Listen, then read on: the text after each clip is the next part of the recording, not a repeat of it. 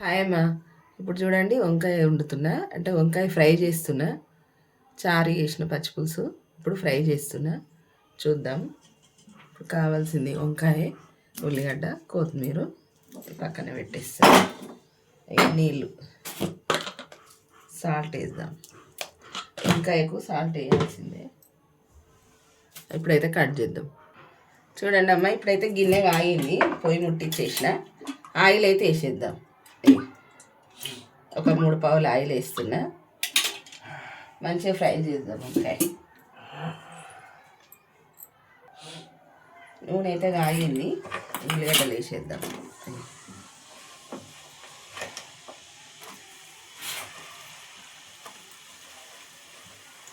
సర్దులమ్మ, ఇంట్లో అందరికీ సర్దులే. దగ్గులు, సర్దులు. ఈ వెదర్ చేంజ్ అయినందుకు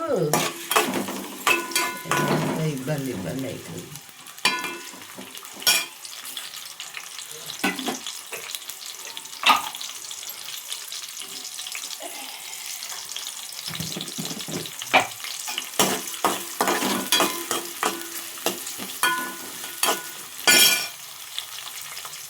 అల్లం వెల్లిగడ్డ వేసిన ఒక స్పూను,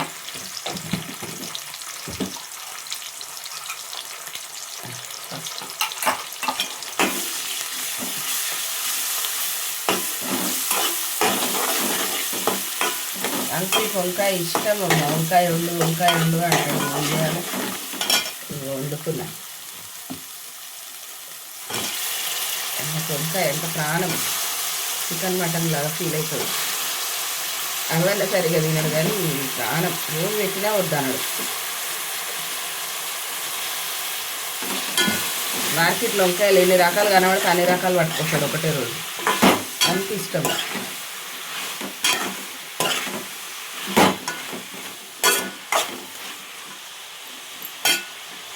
ఇప్పుడైతే మూత పెట్టండి.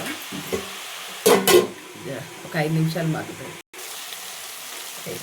కారం వేద్దాం.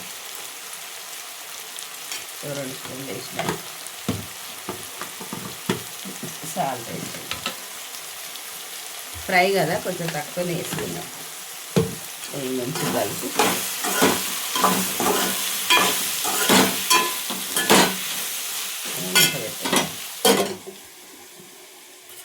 ఇప్పుడు ఒక కుడక కట్ చేసి పెట్టినమ్మా, మంచిగా గాల్చి. ఈ కుడక మిక్సీకి వేసుకొస్తాం.